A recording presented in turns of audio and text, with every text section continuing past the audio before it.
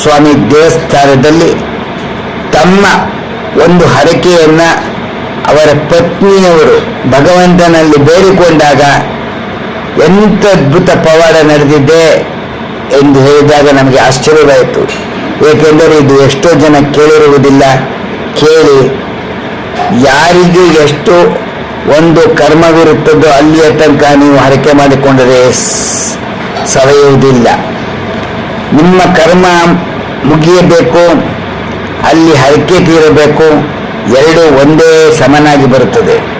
ಅಂತಹ ಹುಲಗುಂಡಿಯಲ್ಲಿ ಹಾದಿ ಹನುಮಂತರಾಯ ಎಂದೇ ಭಾರಿ ಪ್ರಸಿದ್ಧಿಯಾಗಿರ್ತಕ್ಕಂಥ ಭಗವಂತನನ್ನ ಪ್ರಾರ್ಥನೆ ಮಾಡಿಕೊಂಡಾಗ ಅವರಿಗೆ ಒಂದು ಅದ್ಭುತವಾದಂತಹ ಒಂದು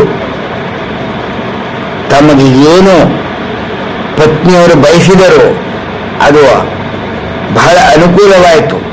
ಆಗ ಭಗವಂತನಿಗೆ ಆಂಜನೇಯ ಸ್ವಾಮಿಗೆ ಒಂದು ಕಿರೀಟವನ್ನ ಮಾಡಿಸಿಕೊಟ್ಟಿದ್ದಾರೆ ಅಂತ ಒಂದು ಅದ್ಭುತವಾದ ಮಾತನ್ನ ನಮ್ಮ ಬಯಲಹಳ್ಳಿ ಅಥವಾ ದಾಸರಹಳ್ಳಿ ಕೇಶವನ್ ಅವರ ಬಾಯಿಂದ ಕೇಳಿ, ಆನಂತರ ಅವರಿಗೆ ಕೊನೆಯಲ್ಲಿ ಹುಲಗುಂಡಿಯಲ್ಲಿ ಸನ್ಮಾನ ಮಾಡಿದ ಕಾರ್ಯಕ್ರಮವನ್ನು ನೋಡಿ ಧನ್ಯವಾದಗಳು.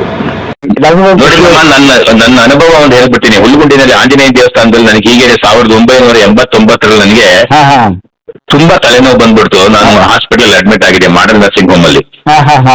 ಎಂತ ಹೆಡ್ಏಕ್ ಅಂತಂದ್ರೆ ಅವಾಗ ವಾರ್ ಟೈಮ್ ಅಲ್ಲಿ ಕಿಟಾನೋ ಅಂತ ಇಂಜೆಕ್ಷನ್ ಕೊಟ್ರೆ ಬುಲೆಟ್ 24 hours ಒಳಗಡೆ ಇದ್ದು ಪೇನ್ ಗೊತ್ತಾಗ್ತಿರ್ಲಿಲ್ಲ. ಅಂತ ಇಂಜೆಕ್ಷನ್ ಡಬಲ್ ಕೊಟ್ಟರು ನನಗೆ ತಲೆನೋವು ಕಮ್ಮಿ ಆಗ್ತಿರ್ಲಿಲ್ಲ. ನಾನು ಕೊನೆಗೆ ಡಾಕ್ಟರ್ ಹೇಳಿದೆ, what doctor, your qualification is MBBS FRCS London, after all A small headache ಅಂತ ಹೇಳಿ ಸಾಕಾದಾಗ ಬೈದ್ ಹಾಕ್ಬಿಟ್ಟಿದೆ ಅವನಿಗೆ. ಅವನು ಕೊನೆಗೆ ಆಗಲ್ಲ, ಕರ್ಕೊಂಡೋಗ್ಬಿಡಿ, ನಿಮ್ ಆಗಲ್ಲ ಪೇಷಂಟ್ ಅಂದ್ಬಿಟ್ಟು ಕೊನೆಗೆ ಒಂದು ಮೆಡಿನೋವಾಗಿ ನನಗೆ ಸ್ಕ್ಯಾನಿಂಗ್ ಬರ್ಕೊಟ್ಟ. ನಾನ್ ನನ್ನ ಮನೆಯವ್ರಿಗೆ ಹೇಳ್ದೆ, ಕರ್ಸ್ಬಿಟ್ರು ನನ್ನ ಮಗಳನ್ನ, ನಾನು ಉಳಿಯೋ ಡೌಟ್ ಅಂತ ತಲೆ ಹೋಗ್ತಾ ಇದೆ, ಗೋಡೆ ಗುದ್ತಾ ಇದೆ ತಲೆ ತಗೊಂಡೋಗಿ. ಅವಾಗ ಇವಳು ಹರಕೆ ಮಾಡ್ಕೊಂಡ್ರು ಆಂಜನೇಯನಿಗೆ, ಹಾದಿ ಹನುಮಂತನಿಗೆ ಒಂದು ಹರಕೆ ಮಾಡ್ಕೊಂಡ್ರು. ಅಪ್ಪ ನನ್ ಯಜಮಾನ್ರಿ ತಲೆನೋವು ವಾಸಿ ಆದ್ರೆ ನೀನ್ ಶಟಾರಿ ಮಾಡ್ತೀನಿ ಅಂತ. ನೋಡಿ ಮಮ್ಮ, ಬೆಳಗ್ಗೆ ಹೋದ್ರೆ ಮೆಡಿನೋವಾಗೆ ಅವರು ಸಸ್ಪೆಕ್ಟೆಡ್ ಬ್ರೈನ್ ಫೀವರ್ ಅಂತ ಅಂದವರು, ಏನೂ ಇಲ್ಲ ಮಮ್ಮ, everything is perfect by tomorrow morning 8 o'clock ಅಂತ ಅಂದ್ರೆ ಇದು ಮಿರಾಕಲ್ ತಾನೇ ಅದು? Miracle sir. ಆಮೇಲೆ ಡಾಕ್ಟರ್ ಹೇಳಿದೆ, ಡಾಕ್ಟರ್ ಎಲ್ಲ ಆರಾಮಿದ್ದೀನಿ ಅಂತ. ಅವ್ರಿಗೆ ಆಶ್ಚರ್ಯ, ಏನಾಯ್ತು ಒಂದು ಏನೋ ಗೊತ್ತಿಲ್ಲ ಡಾಕ್ಟರ್ ನನಗೆ ಅಂದೆ.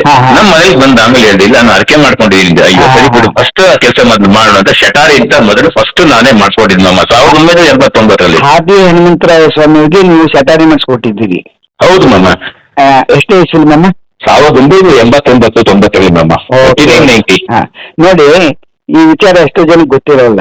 ಹೌದು ಮಮ್ಮ.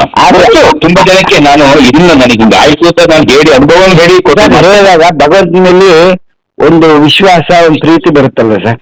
ಖಂಡಿತವಾಗಿನು. ಎಷ್ಟೋ ಜನ ಗೊತ್ತಾಗಲ್ಲ. ನಮ್ಮ ಜನ ಏನಾಗಿದ್ದಾರೆ ಅಂತ ಇವತ್ತು ವ್ಯಾಮೋಹಕ್ಕೆ ಒಳಗಾಗಿದ್ದಾರೆ. ವ್ಯಾಮೋಹ ಖಂಡಿತ ಈ ವ್ಯಾಮೋಹ ಯಾವ ತರ ವ್ಯಾಮೋಹ ಅಂದ್ರೆ ಹಣದ ವ್ಯಾಮೋಹ. ಹೌದು, ಬೇರೆ ಯಾವ ವ್ಯಾಮೋಹ ಇಲ್ಲ, ಹಣದ ವ್ಯಾಮೋಹ. ಇನ್ನೂ ಮಾಡ್ಬೇಕು ಅಂತ ನಾನು ಒಂದು ಹೇಳ್ತೀನಿ. ನಾನು ಇದರಿಂದ ಭೂಮಿಯಿಂದ ಬರುವಾಗ ಹಾಕೋದಿಲ್ಲ, ಭೂಮಿಗೆ ಹೋಗಿ ತಗೊಂಡು ಹೋಗ್ತೀನಿ. ಇದ್ರ ಮಧ್ಯೆ ನಾಟಕ ಆಡಿಸ್ತಾ ಇದ್ರೆ ನಾವು ಆಡ್ತಾ ಇದೀವಿ ಅಷ್ಟೇ. ಖಂಡಿತ ಸರ್. ಏನಂತೀರ? ಖಂಡಿತವಾದ ಮಾತು ಹೇಳಿದ್ರೆ, ನೋಡಿ ಆ ಜನಕ್ಕೆ ನಾನು ಒಂದು ಏನ್ ಹೇಳೋದು ಅಂತಂದ್ರೆ, ನಮ್ಮ ಒಂದು ಅನುಭವವನ್ನು ನಾವು ಹಂಚ್ಕೋಬೇಕು. ಹೌದು, ಇವತ್ತಿನ ನನ್ನ ಮನೆಯವ್ರು ಜ್ಞಾಪಿಸ್ಕೊಂಡ್ರು ನಿಮ್ಮನ್ನ. ಇವತ್ತು ಕೇಶು ಮಾಮ, ಯೂಟ್ಯೂಬ್ ಮಾಮ ಇವತ್ತು ಹಾಕ್ತಾರಂತೆ, ಇವತ್ತು ಗ್ರೂಪ್ ಹಾಕಿದ್ದಾರೆ, ಯೂಟ್ಯೂಬ್ ಅಲ್ಲಿ ಹಾಕ್ತಾರಂತೆ ಇವತ್ತು ಅಂತ ನನ್ನ ಮನೆಯೊಂದು. ಈಗ ಮಾತಾಡಿ 10 ನಿಮಿಷ ಆಗಿಲ್ಲ ನೋಡಿ, ನಿಮ್ ಕಾಲ್ ಬಂದಿದೆ ನೋಡಿ. ಇದಕ್ಕೆ ಹೇಳಿದ್ರೆ ಟೆಲಿಪತಿ. ಧನ್ಯವಾದ ಸರ್. ಅದು ಪಾಪ ಎಷ್ಟೋ ಜನ ಆಸೆ ಪಟ್ಟಿರ್ತಾರಲ್ಲ ಸರ್. ಹ್ಞೂಮ್ಮ, ಅವಾಗ ಬನ್ನಿ ವಿಡಿಯೋ ಮಾಡಿ 4 ಜನ ಕೊಡಿ. ಅವಾಗ ಏನಾಗುತ್ತೆ, ಜನಗಳಿಗೆ ಒಂದು ಅವ್ರನ್ನ ಮೋಟಿವೇಟ್ ಮಾಡ್ಬೇಕು ಸರ್. ನಾವು ನೋಡಿ ಒಂದು ವಿಚಾರ ಹೇಳ್ತೀನಿ, ನಾವು ಯಾರ ಮನೆ ಬಗ್ಗೆ ಹೋಗಿ ಭಿಕ್ಷೆ ಬೇಡಂತದ್ದು, ದುಡ್ಡು ಕೊಡಿ ದೇವಸ್ಥಾನಕ್ಕೆ ಅದ್ ಮಾಡಿ ಅಂತ ಕೇಳೋ ಅವಶ್ಯಕತೆ ಇಲ್ಲ. ಈ ತರ ಫ್ರೀಯಾಗಿ ಮಾಡೋರು ಇರ್ತಾರೆ, ಮೋಟಿವೇಶನ್ ಮಾಡಿ ಜನಕ್ಕೆ ಮಾಡಿದ್ರೆ ಅವರು ಆರಾಮ ಕಳಿಸ್ತಾರೆ. ಇವಾಗ ಈ ವರ್ಷ ನಾನು ನಿಮ್ಗೊಂದು ಸಿಂಪಲ್ ಹೇಳ್ತೀನಿ. ಹುಲಗುಂಡಿನ ಈ ಒಂದು ಕಾರ್ಯಕ್ರಮ ಮಾಡಿದ್ಮೇಲೆ ಹುಲಗುಂಡಿನಲ್ಲಿ ಕಲೆಕ್ಷನ್ 16 ಲಕ್ಷ ರೂಪಾಯಿ ಬಂತಂತ ಹುಡುಗರು ವಾಲಂಟಿಯರ್ ಹೇಳಿದ್ರು ನನಗೆ. ಎಲ್ಲ ಕೇಶವ ಪ್ರಭಾವ ಅಂದ್ರು. ಹೌದೌದು. ಅಂದ್ರೆ ನನ್ನನ್ನು ಕೇಶವ ಅಂತ, ನಾನು ಕೇಶವ ತಾನೆ. ಹೌದು. ಏನಂದ್ರೆ ಈ ಕೇಶನ್ ಪ್ರಭಾವ ಅಲ್ಲ, ಅಲ್ಲಿ ಕೂತಿದ್ದಾನೆ ಸೌಮ್ಯವಾಗಿ, ಹೌದೌದು. ಅವನ ಪ್ರಭಾವ ಅಂದೆ ಅವನು. ಖಂಡಿತ ಖಂಡಿತ ಈ ಸರ್. ಸಲ 16 ಲಕ್ಷ ಕಲೆಕ್ಷನ್ ಆಯ್ತು ಬಾವ ಅಂತ ಬಂದು ನನಗೆ ರಿಪೋರ್ಟ್ ಮಾಡಿದ್ರು. ಚಿಕ್ಕೂರ್ ಆದ್ರೂ ಹಾ, ಎಷ್ಟು ಅದ್ಭುತ ಒಂದು ಇದು ಅಂತಂದ್ರೆ ಅಲ್ಲಿ ಭಾರಿ ಚೆನ್ನಾಗಿ ಮಾತಾಡ್ತಾರೆ ಸರ್, ಎಲ್ಲ ಭಾರಿ ಎಜುಕೇಟೆಡ್ ಮಮ್ಮ ಹುಡುಗ ಮಗ, ಅವ್ನು ಸಾಂಸ್ಕ್ರಿಟ್ ಲೆಕ್ಚರರ್. ಹೌದು. ಹೈಸ್ಕೂಲ್ ಅಲ್ಲಿ ಸಾಂಸ್ಕ್ರಿಟ್ ಲೆಕ್ಚರ್, ಇನ್ನೊಬ್ಬ ಫಿಸಿಕ್ಸ್ ಲೆಕ್ಚರರ್. ಅವರು ಒಂದ್ಸರಿ ನಮ್ಮ ಕಾಮನಹಳ್ಳಿಗೆ ಬಂದಾಗ ಹೌದು, ಅವರು ನಮ್ಗೆ ಅಲ್ಲಿ ಸನ್ಮಾನ ಮಾಡುವಾಗ ಅವ್ರು ಮಾತಾಡಿದ್ರು ಅವರು.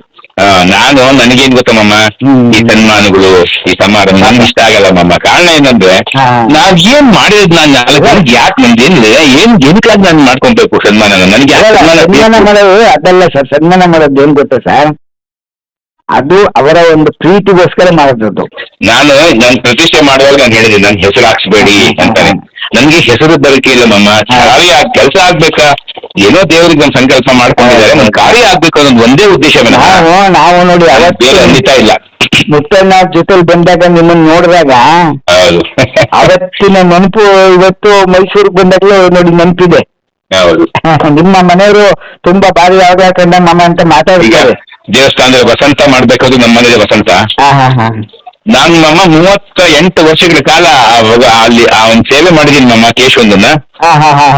38 ವರ್ಷ, 1 ವರ್ಷ ಮಾತ್ರ ನನಗೇನೋ ಸ್ವಲ್ಪ ಪರಿಸ್ಥಿತಿ ಬರಕ್ ಆಗ್ಲಿಲ್ಲ, ರಥಾರೋಹಣಕ್ಕೆ ಕೈಗೋಡು ಕೊಡದೇ ಇದ್ರೆ ನನ್ನ ಮನಸ್ಸೇ ನೆಮ್ಮದಿ ಇಲ್ಲ ಮಮ್ಮ ನನಗೆ. ತೊಲಗುಂಡಿದಲ್ಲಿ 38 ವರ್ಷಗಳ ಕಾಲ ಅವನ್ ಭಗವಂತನಿಂದ ನನ್ನ ಕೈಗೋಡು ಕೊಟ್ಟು ಆ ಸೇವೆ ಮಾಡ್ಕೊಂಡು ಬರ್ತಾ ಇದ್ದೀನಿ ನಾನು. ಇವತ್ತು ದೇವ್ರು ನಂಗೆ ಆ ಶಕ್ತಿ ಕೊಟ್ಟಿದ್ದಾನೆ. ಅದೇ ಹೇಳದ್ ನಾನು ಅನ್ಕಂಡೆ ಏನಪ್ಪ ದೇವ್ರ ಈ ಸಲ ನಮ್ಗೆ ಯಾರು ಗೊತ್ತಾಗಿಲ್ವಲ್ಲ, ಒಬ್ಬನೇ ಇಲ್ಲ ಅಂತ. ಒಬ್ಬನಿಗೆ 4 ಜನ ಶಕ್ತಿ ಒಬ್ಬನಿಗೆ ಕೊಟ್ಬಿಟ್ಟ ನನಗೆ ಅವನು. ನೋಡಿ ನಮ್ಮ, ನೀವು ಅಲ್ಲಿ ಬಂದು ಒಂದು ಸೇವೆ ಮಾಡಿರೋದ್ರಿಂದ ಹೌದು, ನಾವು ಇಷ್ಟು ಹೊತ್ತು ನಿಮ್ಮ ಜೊತೆಯಲ್ಲಿ ಕೂತ್ಕೊಂಡು ಮಾತಾಡೋ ಸಂಭಾಷಣೆ ಖಂಡಿತ ಒಂದು ವಿಚಾರ ತಿಳ್ಕೊಂಡು ಒಂದು 4 ಜನ ತಿಳಿಲಿನ ಹಾಗೆ ನಾವು ಇದ್ ಮಾಡ್ತಾ ಇದ್ದು ಹೊತ್ತು ನೀವು ಅದಿಲ್ದೆ ಹೋಗಿ ನಾವೇ ನಿಮ್ಮನ್ನ ಮಾತಾಡ್ತಾನೆ ಇರ್ಲಿಲ್ಲ. ಇಲ್ಲ ಚೆನ್ನಾಗಿದ್ರೆ ಚೆನ್ನಾಗಿದೆ ಅನ್ಕೊಂಡು ಹೋಗ್ತಾ ಇದ್ದೆ, ಅವಕಾಶನೇ ಇರಲಿಲ್ಲ ನನಗೆ. ನಿಮ್ ಕೈ ಜೊತೆ ಮಾತಾಡ್ಬೇಕು ಒಂದು. ಆಮೇಲೆ ನಿಮ್ಮ ಅಳಿಯ ಅವರು ಮಾತಾಡಿದ್ರು ಬೆಳಿಗ್ಗೆ. ಅವರು ನಿಮ್ಮ ಅಳಿಯವರು ಅಣ್ಣ ಇದ್ದಾರಲ್ಲ ಶ್ರೀನಿವಾಸು, ಆಮೇಲೆ ತಂದೆಯವರು ನಮ್ಮ ಮಗನಿಗೆ ತುಂಬಾ ಅಭಿಮಾನ.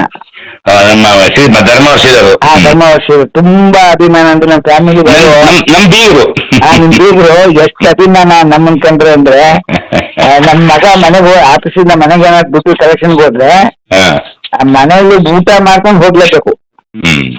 ಆ ತರ ಅಭಿಮಾನ ಇಟ್ಕೊಂಡಿದ್ದಾರೆ ಅವರು. ಆಮೇಲೆ ಕಷ್ಟ ಸತ್ತಾಯ್ತು ಅಂತಂದ್ರೆ ಹೋಗಪ್ಪ ನೋಡ್ಕೊಂಡು ನಾವೇನ್ ಯೋಚನೆ ಮಾಡ್ಬಿಡ ಮಗ ಹೋಗೋಣ ನೀನು ಅಂತಾರಂತಾರು.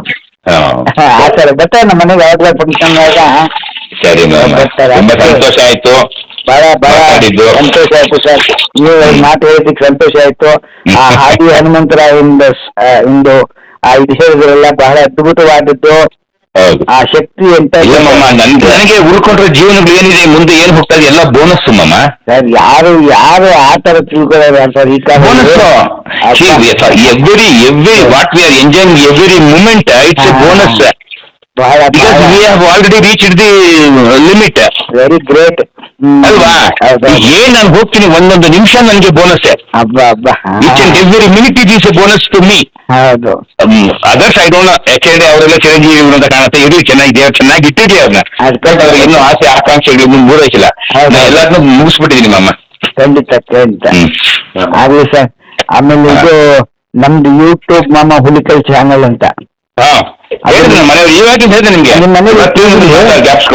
ಸಬ್ಸ್ಕ್ರೈಬ್ ಮಾಡ್ಕೊಳ್ಳಿ. ಸಬ್ಸ್ಕ್ರೈಬ್ ಮಾಡ್ಕೊಂಡ್ರೆ ನಿಮ್ ಮನೇಲಿ ಟಿವಿಲಿ ಯೂಟ್ಯೂಬ್ ಆಪ್ಷನ್ ಬರ್ತಲ್ಲ, ಅಲ್ಲಿ ಯೂಟ್ಯೂಬ್ ಮಾಮ ಹುಲಿಕಲ್ ಅಂತ ಹೊರಗಡೆ ಟಿವಿಲೇ ಬರುತ್ತೆ. ಖಂಡಿತ ಮಾಮ, ಖಂಡಿತ ಮಾಡ್ತೀನಿ. ತುಂಬಾ ಸಂತೋಷ ಆಯ್ತು. ದಯವಿಟ್ಟು ಬೆಂಗಳೂರಿಗೆ ಮನೆ ಕಡೆ ಬನ್ನಿ ಸರ್. ಖಂಡಿತ ಮಾಮ. ಓಕೆ ಮಾಮ. ಓಕೆ, ನಮಸ್ಕಾರ. ಗರ್ಭಗುಡಿಯ ಮುಂಭಾಗದಲ್ಲಿ ಇದನ್ನ ನಮ್ಮ ಬೈಲಹಳ್ಳಿಯ ದಾಸರಹಳ್ಳಿಯಲ್ಲಿ ವಾಸವಾಗಿರ್ತಕ್ಕಂತಹ ಕೇಶವನರವರು ಸುಮಾರು 13ರಿಂದ 15 ಲಕ್ಷ ರೂಪಾಯಿ ಖರ್ಚು ಮಾಡಿ ಇಲ್ಲಿಗೆ ಬಂದ ತಕ್ಷಣ ಅವರಿಗೆ ಅನ್ನಿಸ್ತಂತೆ, ಅವರ ಧರ್ಮಪತ್ನಿಯಾದಂತಹ ತಾರಾ ಅವರಿಗೆ ನಾನು ದೇವರಿಗೆ ಏನಾದರೂ ಒಂದು ಸೇವೆ ಮಾಡಬೇಕು ಅಂತ ಹೇಳಿ ಹಿತ್ತಾಳೆ ಕವಚವನ್ನ ಯಾವುದೇ ರೀತಿ ಮೂರನೇ ಮನಸ್ಸೇ, ಎರಡನೇ ಮನಸ್ಸೇ ಇಲ್ಲ, ಒಂದೇ ಮನಸ್ಸಿನಿಂದ 13 ಲಕ್ಷ ರೂಪಾಯಿ ಸುಮಾರು ಅಂದಾಜು ಖರ್ಚು ಮಾಡಿ ಅದ್ಭುತವಾದಂಥ ಹಿತ್ತಾಳೆ ಕವಚವನ್ನು ಮಾಡಿಸಿದ್ದಾರೆ. ಬಂದವರೆಲ್ಲ ನೋಡಿದವರೆಲ್ಲ ಭೂವೈಕುಂಠಕ್ಕೆ ಬಂದ ಹಾಗಾಗ್ತಿದೆ ಅನ್ನತಕ್ಕಂಥ ಭಾವನೆಯನ್ನು ವ್ಯಕ್ತಪಡಿಸ್ತಿದ್ದಾರೆ. ಅದೇ ರೀತಿಯಲ್ಲಿ ಮುಂಭಾಗಿಲಿನ ದ್ವಾರಕ್ಕೆ ಅವತ್ತು ಬಂದವರು ಯಾರೋ ಒಬ್ರು ಮುಂಭಾಗಿಲಿಗಾಗಿದ್ರು ಇನ್ನೂ ಚೆನ್ನಾಗಿರೋದು ಅಂತ ಅಂದುಬಿಟ್ರು. ಮುಗದೇ ಹೋಯ್ತು, ಒಂದು ವಾರದ ಮುಂಭಾಗಿಲಿಗೂ ಆಗೋಯ್ತು ಹಿತ್ತಾಳೆ ಕವಚ ರಾತ್ರಿ ಆಗೋದಿಲ್ಲ. ಅದೇ ರೀತಿ ಇನ್ನು ಕೆಲವೇ ದಿನಗಳಲ್ಲಿ ಗರ್ಭಗುಡಿಯ ದ್ವಾರಕ್ಕೂ ಕೂಡ ತಯಾರಾಗ್ತಾ ಇದೆ. ಅದು ಕೂಡ ಇನ್ನು ಕೆಲವೇ ದಿನಗಳಲ್ಲಿ ಒಂದು ಪ್ರತಿಷ್ಠಾಪನೆ ಆಗುತ್ತೆ. ಇಂತಹ ಸತ್ಕಾರ್ಯವನ್ನ ನಮ್ಮ ಗ್ರಾಮಕ್ಕೆ ಮಾಡಿಕೊಟ್ಟು ಆ ಸೌಮ್ಯಕೇಶ್ವರ ಸ್ವಾಮಿಯವರ ಕೃಪೆಗೆಯನ್ನ ಸೇವೆಯನ್ನು ಮಾಡಿದಂತಹ ನಮ್ಮ ಕೇಶುಮಾಮ ಅವರು ಅವರ ಪತ್ನಿಯ ಸಮೇತವಾಗಿ ವೇದಿಕೆಗೆ ಆಗಮಿಸಬೇಕು ಅಂತ ಹೇಳಿ ಕೇಳ್ಕೊಳ್ತೀನಿ. ಹಾಗೆಯೇ ಇದು ಈ ಸೇವೆ ಇನ್ನೊಂದು ನಡೀತಾ ಇದೆ. ಪ್ರತಿ ವರ್ಷ ಪ್ರತಿ ತಿಂಗಳು ದೇವರಿಗೆ ಹೂವು, ದೇವರಿಗೆ ನಿತ್ಯ ನೈವೇದ್ಯಕ್ಕೆ ಏನು ಹಣ ಆಗಬೇಕು ಅದನ್ನು ಸುಮಾರು 1.5 2 ಲಕ್ಷ ರೂಪಾಯಿ ಪ್ರತಿ ವರ್ಷನೂ ಕೊಡ್ತಾ ಇದ್ದಾರೆ ಟ್ರಸ್ಟ್ ಅಕೌಂಟ್ಗೆ. ನಮಗೆ ಕೈಲಾದಷ್ಟು ಭಗವಂತನ ಸೇವೆಯನ್ನು ಮಾಡಬೇಕು. ನಾವು ಭಗವಂತ ಕೊಟ್ಟಿದ್ದನ್ನ ನಾವು ಭಗವಂತನಿಗೆ ಕೊಟ್ರೆ ಭಗವಂತ ನಮ್ಗೆ ಇನ್ನೂ ಹೆಚ್ಚು ಕೊಡ್ತಾನೆ ಅಂತಕ್ಕಂಥ ಮನೋಭಾವನೆ ಅವ್ರ ಮನೆಗೆ ಹೋದಾಗೆಲ್ಲ ಇದೇ ಮಾತನ್ನು ಹೇಳ್ತಾರೆ. ಅಂತಹ ಸಹೃದಯಿಗಳಾದಂತಹ ಕೇಶುಮಾಮ ಅವರಿಗೆ ಎಲ್ಲರ ಪರವಾಗಿ ಧನ್ಯವಾದಗಳನ್ನು ಅರ್ಪಿಸುತ್ತೇವೆ.